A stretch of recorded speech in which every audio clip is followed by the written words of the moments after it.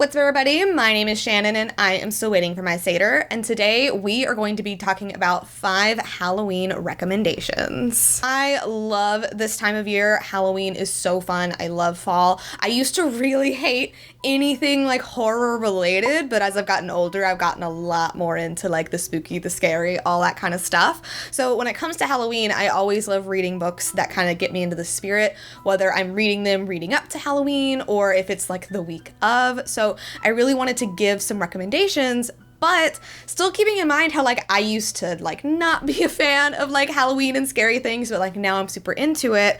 I really wanted to pick books that were like a wide range of like everything that is Halloween. Because initially when I went into this, I had like a very specific books in mind, and I'm like, no, these are all the same. We need to break down into like some different categories. So I really tried to think of, like, do we have like some body horror? Is it supernatural? Is it a psychological thriller? Is it a murder mystery? Is it like a fun Halloween town type of vibe? And these are the books that I think are really gonna fit these different categories. So we're gonna start off with middle grade and more of like a fun Halloween like kid type of vibe, and that is Maybird and the Ever After by Jodi Lynn Anderson. I recently reread this book. This is one of my favorites from back when I was a kid.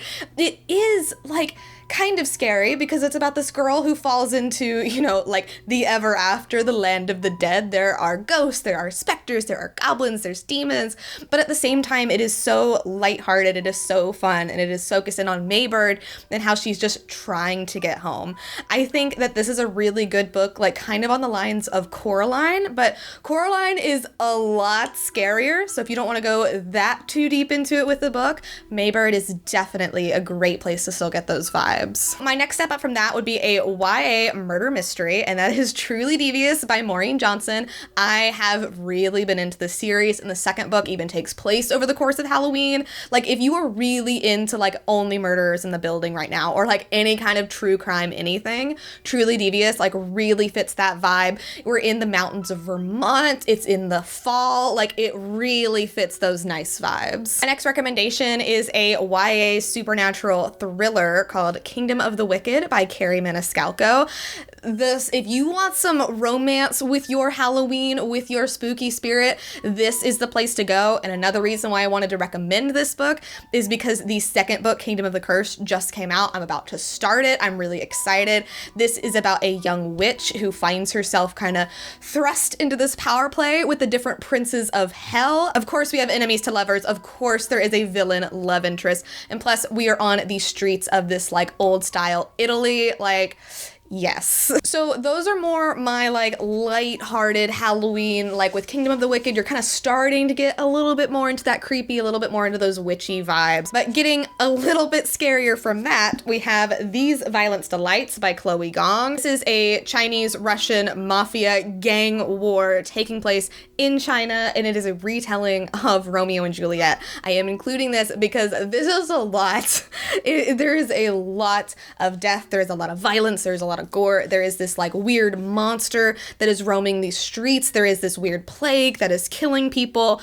It is a lot. Like it is YA, it is romance, but I would almost like sneak it into that new adult category because there is so much violence in it.